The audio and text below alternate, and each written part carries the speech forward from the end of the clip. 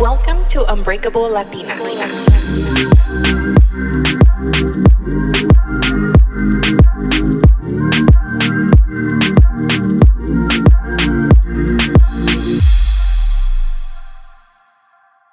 Hi guys, welcome back to Unbreakable Latina. This is your host Melina. I am sorry that this episode is late, but I didn't have time to record before I left to Mexico, and when I came back, I thought I was going to come back earlier, but I got home pretty late, and I was just super tired. I actually was supposed to go to work today, but this morning I woke up and I wasn't feeling so hot, so I decided to call in because that's what sick days are for. I just didn't feel 100, like my body hurt, and it was just a long traveling day, but my trip was amazing. Like, if you haven't gone to Mexico City, book your trip right now and take me with you. So it was last minute because I couldn't decide if I want to go to Valle de Guadalupe or to Mexico City, but my mom and my sister were actually down to go, so I was like, what the heck, let's just book it. So I booked everything like within a week and planned it all, and I am the planner in my family, and it's a good and bad thing. Good thing because I get to choose whatever I want to do, but it's a bad thing because it could become overwhelming. Like, if I ever meet a man, I hope, when I meet my future mans, I hope that he plans stuff, because I am so tired of planning stuff. Although I love my family and I love planning stuff, it gets very overwhelming. And then sometimes I'm like, why can't somebody just plan something for me? Like, I always plan my birthdays, but if I don't and then they do something that I don't like doing, then I'm like, oh, I should have planned it. It's just the type of person I am. Anyways, the first day, we actually flew from Tijuana, and we flew at 1 a.m, so it was rough to get to Mexico at like 6 a.m over there, and it's like 4 a.m here, so the time changed. So when we got there, got an Uber, went to the Airbnb, checked in. I honestly don't even remember like the girl that checked us into the Airbnb. Like, all I remember her is telling where the keys were and like the code to get in, and like we knocked out. And I already had the day planned as I really wanted to go to Castillo de Chapultepec, and it was beautiful. We went, our little trip was cut short because we also had reservations for the Casa Azul, which is Frida Kahlo's house. And then we went there, and that was cool. And before that, actually, we did go eat, and like I looked up a bunch of like food places and taco stands and everything. So we ate really good. The second day, I booked a tour. I had booked it ahead of time to the pyramids of Teotihuacan. I hope I'm saying that right. I think I'm saying it right. And to the Basilica de Guadalupe. And I knew it was going to be like a whole day thing because it was just so far from the city. And for a moment, I thought twice about doing it because I was just like, oh my God, like we're going to be walking around all day and like we're not going to get to see the rest of the city. But then everybody was telling me like, how could you go to Mexico City and not see the pyramids? So I didn't. I'm so glad I did. Our tour guide, he was amazing. My homie Andres, like he was so knowledgeable and just very nice, and really cared about showing the history of Mexico City, and it was beautiful, and I don't regret it. And the tour actually ended up being from like 8 a.m all the way till 6, and then a storm caught us when we were at the Basilica, and I got all wet. Like, my sister and I were wearing shorts, and my mom's shoes got all wet, so I thought, oh my God, for sure we're getting sick because, todas no tapadas y todo ahí en la agua. Like, we had umbrellas, but still, like. So then when we finished getting back from the tour, what did we do that day? Ah, shit, there's a spider. A spider just flew from my roof. Oh my gosh, I don't know where it's at. Oh, great. Now I'm going to eat it in my sleep. So after that, was it when we got home? Yeah, so we got home, we showered, and we wanted to eat again. So we ended up going to this place called El Mercado de Roma. And it was kind of like a packing house, if anybody's been to the Anaheim packing house or like the food lab in Riverside. So it's a bunch of restaurants inside a big building. And the thing about over there though is that here, when you go to one of those like I believe there's like the Central Market also in downtown LA, where there's a bunch of restaurants and you have to order and then you wait for your food and then you go find a place to sit. In this place, you sit down and people come to you and like, hey, do you want to look at our menu? And it was so awesome. Like, everybody was so kind. And America needs to learn a thing or two from Mexico because the hospitality was amazing. Like, people make you feel like they want you there, not like here we go to a restaurant and the waitress is having like a bad day and she just takes it out on you. Like, the people were just so kind. We probably encountered like two people that were rude. Like, one lady at one of the museums was rude, and I can't remember. Probably at the airport, like some lady was trying to get her luggage before, like those people. Oh my God, those people that stand up before it's their turn to get up irritate me so much. If you're one of those persons, please sit down. Like, if it's not your turn, don't get up. You're just gonna cause more problems. I hope you're not, but if you are, please stop doing that. So, we went to El Mercado Roma. I had like some really nice craft cocktails. I actually got pretty buzzed that day. It was so funny because my sister and I were just cracking up. We met some cool people that lived in Querétaro, I believe, and they were actually from Orange County, and then they relocated to Querétaro, Mexico. And super nice. They gave us a bunch of recommendations, and it was just nice to connect with a lot of people. And there's a lot of foreign people, not from the United States, like foreign, like from Europe and other countries. And it's crazy that I myself, as a Latina that is Mexican, has not really explored Mexico. And this trip really made me want to explore more of Mexico, because if I could remember when I was younger, like, my only memory of going to Mexico is to my dad's pueblo in Jalisco. And the only memory I have, like, it was fun. Like, we would go to the toros and we would go to the plaza and do like the ferias and stuff. But like, my biggest memory is like my dad going over there and getting drunk. And like, I associated going to Mexico with my dad just like being drunk 24/7. And I hated going after when I actually was older and I started noticing, like, I hated it going. Like, I was like, oh God, we're gonna have to go to Mexico again. And then my dad would make us, like, we would drive over there because my dad would always take cars to sell out there. And I honestly was like, I don't ever want to come back to Mexico. Like, and I hate to admit that, but that's the truth. And I've only been to like Cabo and like Tijuana, and I like going to Tijuana because I have a couple aunts that I had a couple aunts that lived out there, and my cousins, and it was cool to go there because my tia Eva, she used to have a tiendita, and like she would let me like pretend that, well, not pretend, but she would let me like play like if I was a register girl, and that was like my dream thing when I was like younger. Like, I always wanted to work a cashier. And it was just fun to like have all our family. We would like have big like barbecues. Like, Tijuana holds a special place in my heart, but unfortunately both of my tias passed away. And like that, whew, trigger warning. She's crying again. No, my both of my aunts passed away that lived out there, and things changed, and our cousins grew up, and everybody has their own families. Most of them are like spread out everywhere, but they want to hold a special place in my heart. But this trip really made me want to explore the rest of Mexico. Okay, back to our regular programming. Gotta get myself together. Too emotional. But anyways, we did the pyramids. We went to the mercado. It was fun. The next day was my birthday. My birthday was on Saturday, and I wanted to go to Xochimilco. That's where they have the trajineras. So it was kind of like, I told my sister, this is like the Lake Havasu of Mexico, because it felt like that, like the canal, how it goes. I mean, it's not wild like that, but it's just fun. Like, there's music, there's people selling food, and the people are so nice. And I actually was a little scared to go because I kept reading all these reviews about how, oh, like, they see foreigners and right away they'll try to get you to go through another port, and they're gonna try to charge you a bunch of money. So it was like 500 pesos, which is like 40 something dollars for an hour. So I told my sister, we'll just do an hour. Like, we got there early because I wanted to avoid crowds because I know it was gonna get busy.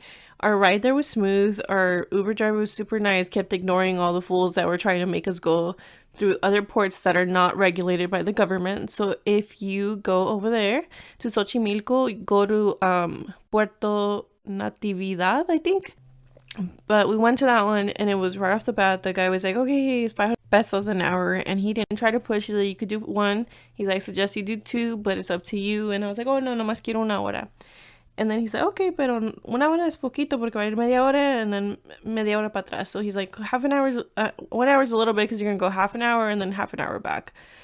And then as we started going and like seeing how pretty it was and like just vibing, my sister and my mom were like, let's just do the other hour. So we told our little driver guy, I say little because he was a short guy, but I was like, oh, nos puede dar otra hora? Sí, sí, claro que sí. And he did. He gave us another hour and we paid him. And then we started going through the canal, and then we see the mariachi, and I had told my mom, oh, I want to get a mariachi. But I was kind of like partly joking, but like at the same time, I was like, I've always wanted a mariachi. Like, when else am I going to get it? Like, ¿quién me va a traer serenata? ¿Algún hombre me va a traer serenata? Nope. So then my mom's like, as soon as she saw the mariachi, they're like, oh, yeah, quiere una canción? Like, you want a song? And my mom was like, sí, las mañanitas. So right off the bat, like, they get in the boat. Like, I thought they were just going to play from their little trajinera, but no, they jumped into our boat. They played. They were so much fun. Like, the guy sang really beautiful. And my mom's like, otra canción y otra canción. And I was like, damn, lady, you ballin'.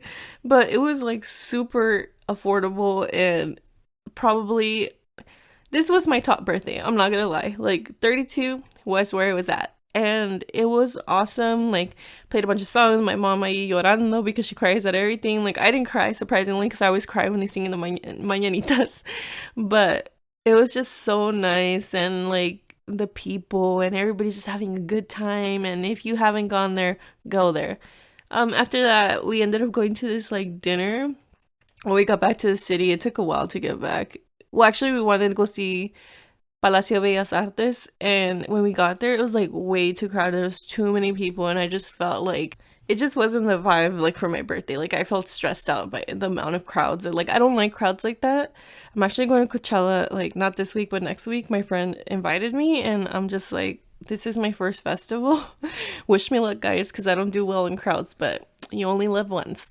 So we saw Palacio Bellas Artes, and I was like, I need to get out of here. So we went back to the Airbnb. It started raining. No, we went to dinner to this like fancy restaurant because I was like, I want to do at least one fancy restaurant. And right off the bat, like, I felt like we didn't fit in. And as soon as I was like, oh, tengo reservaciones, and then he's like, oh, ¿de dónde eres? And I was like, Estados Unidos. And then he's like, oh, se te nota el acento. Like, I could tell in your accent. And I'm like, okay. And I was like, I have an accent, I guess. And then he sat us down and he's like, oh, we'll bring you the QR code right now. Never brought us a QR code. 15 minutes passed by, and then finally we asked for a QR code and the server gets it to us, but never got us drinks. It'd been like 20 minutes, and like I just started getting really upset because it was more foo-foo people, and you could tell we weren't from there, and just I felt slightly discriminated, and like just like that's the only place that was just like, ugh, I'd rather stick like to mom and pop shops or little restaurants, because this huge restaurant is just like too much for me. So we just walked out. The rain caught us again, so we went back to the Airbnb. My sister and I changed, and we went just to some taco spot, and we were just tired, so we went back to the Airbnb. The next day, we woke up early, and had a bad experience at another restaurant. Our food took forever, so we ended up leaving. We went to the mercado, bought a couple things, went back to our Airbnb, and then we ate at this restaurant down the street, and then we went to the airport, and that was my trip. Wow, 14 minutes telling you guys about my trip. But anyways, I am just excited to share. It was the best birthday I've ever had. And if you haven't taken that trip, take the trip. I luckily have my mom and my sister to like travel, because my sister is always down for everything. Like, that girl travels every freaking week. I don't know how she does it. She's also younger, so she has a lot of energy. But I'm just like, I can't do your life. Like, my social battery runs out like probably this weekend. It's Easter. I know I have brunch with my brother and my niece and my mom, but Saturday I probably won't do anything. Like, I don't want to do absolutely anything. I want to stay in my little cave and just recharge. But on today's episode, I wanted to do an episode about giving advice to my younger self. It just felt appropriate because I just turned 32, and I think it would help someone that's younger or older, it doesn't matter, just of things I've learned so far in my life. The most important thing I learned in these 32 years is that I am worth a lot. And I am good enough. And anyone who has told me different is a fucking jerk. It's okay to say no. I used to be the type of person that would say yes to everything. But now I say no, thank you, or I tell someone like the truth. I don't feel mentally well to go to out, or I'm just not feeling this, and it's okay to say no. It's okay to cry. I used to be ashamed of how emotional I was. I wasn't emotional for a long time, but when I hit like in my 20s, I went through a lot of stuff, so I would cry and I would think of it as a weakness, and now I think about it as a strength because I feel like people who cry, they feel. And most of the time, like I feel every emotion. Like if it's happiness, I cry. If it's sadness, I cry. If it's frustration, I cry. Like it's just what I do, but it's okay to cry. I would tell my younger self to hold myself accountable for my choices.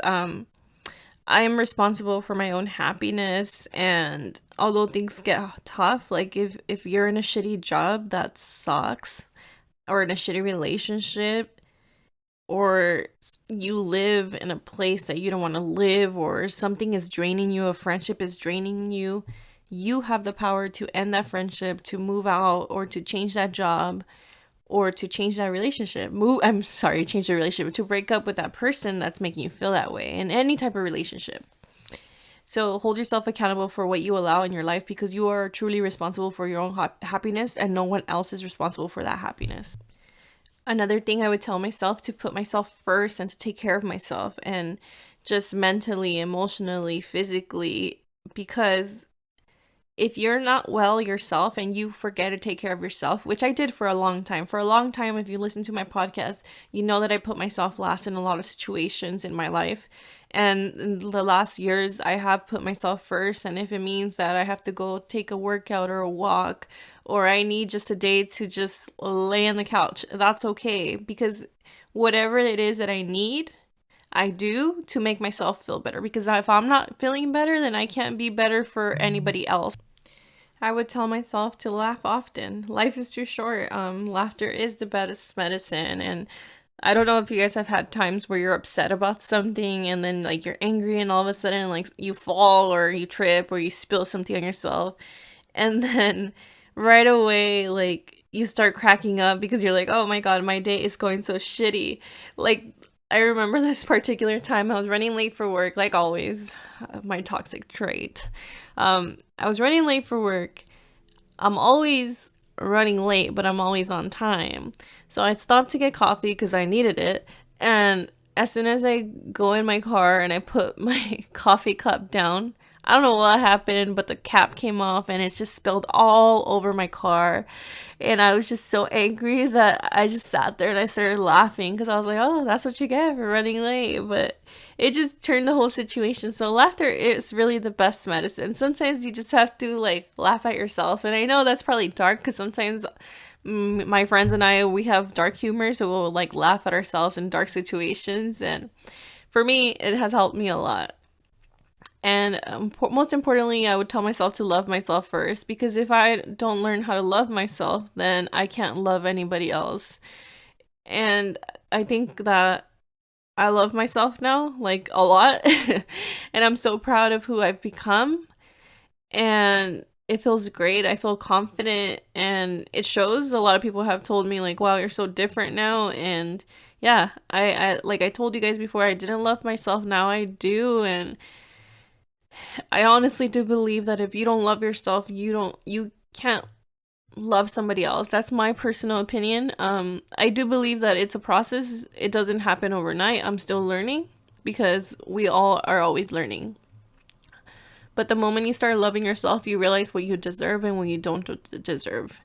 And I would also tell myself to not sweat the small stuff, because in the end the small stuff isn't gonna matter. You're not gonna remember that little small argument you had with somebody. Like, life is way too short. Like, that's one thing, like, I've always thought, not always, probably when I had a lot of loss in my family. I had a lot of family members have died in recent years, and it just goes to to show that life is short. Like, that's why I feel like I am the way I am. Like, I try to plan trips and I try to plan family gatherings, and because life is short and you're never going to get those moments back. So it if you're planning to do something, and finding for a good time, like, oh, I'm planning this trip to go to Italy, but when I have more money, or when I do this, it's never gonna be the right time. Just do it, because you don't want to regret, like, oh, I didn't do it, now I can't because something happens in your family, or you didn't get to spend that moment with that loved one.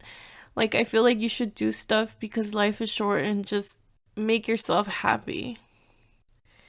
And the last thing I would tell myself is to surround myself with happiness, because there's some people that drain you. Even if you're doing well, and then you, like my sister said, the vibes are not there. That's what the young kids say nowadays. Like, if you have a friend or a loved one, or your boyfriend, girlfriend, like, they are always unhappy, and I know it's hard because people have mental health issues, but sometimes, like, when people have this negative energy, like, for example, sometimes, shout out to my coworkers, but sometimes some of them, like, come out, like, they start the day with, like, you get on the elevator and I'm like, good morning. And I'm a morning person, although I'm half asleep half of the time. But when I'm going to work, when I'm not going to work, I am a completely morning, chipper, happy person. But at work, I'm like, oh, good morning, how are you? Is it a good morning? Like, don't be such a negative Nancy so early. And I'm like, I always like to make them uncomfortable. I'm like, yeah, it is a good morning because you woke up today, you have a job, and you have a home, right? And then they're just like, oh yeah, you're right, you're right, you're right. But truly, surround yourself with people that make you happy. We don't need negative energy. We don't need negative vibes. And I've just learned so much these past 32 years. And what most importantly, I've learned that everybody's on a different timeline.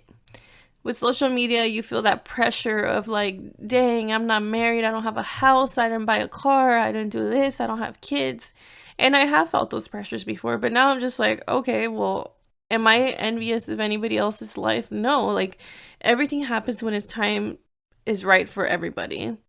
And you shouldn't rush because, oh my God, like, my clock is ticking to have kids. Like, I hate when people tell me that. I know I've talked about it in another podcast. Like, I hate when people are like, oh my God, like, you're 32, like, your clock is running out. Like, you're not even married. Like, are you gonna have kids? Do you want kids? Yes, I want kids.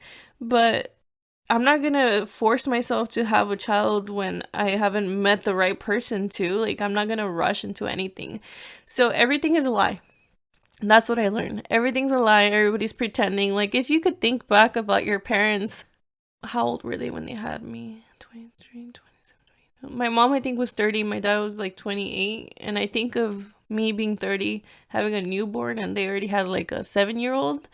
And I think, like, whoa, like, did they really know what they were doing? Because I think I still wouldn't know what I was doing if I had a kid today. But everything is a lie. Everything is at your own terms. Don't feel rushed. Let everything happen naturally, because when you try to rush stuff, it always ends up in disappointment. That's just how I feel. These are just a few things I would tell my younger self. And most importantly, I'd say, if you want something, go for it. And also, like, fuck what people say. That is so important. Like, sometimes, like, especially growing up in a Latino family, being a Mexican girl, like, siempre mi mamá, ay, ¿qué va a decir la gente? Ay, ¿y qué va a decir la gente? And I'm like, who the fuck cares about this gente? I don't care. I'm gonna do me, and I'm gonna stay true to myself, and I'm gonna be my authentic self, because those people, they don't pay my bills, they don't contribute to my happiness, and it's gente criticona. Like, it's the truth. These people are just there to criticize. So fuck what everybody thinks, and be your authentic self and put yourself first. And that's what I would tell little Melina. I hope you guys enjoyed this episode. It's a day late. I think I'm gonna upload it right now because I've done the editing as I go. It is 6:55 p.m. I haven't had a single meal because I hadn't been feeling well, but I think I'm hungry now, so I'm gonna make a fancy sopa de maruchan.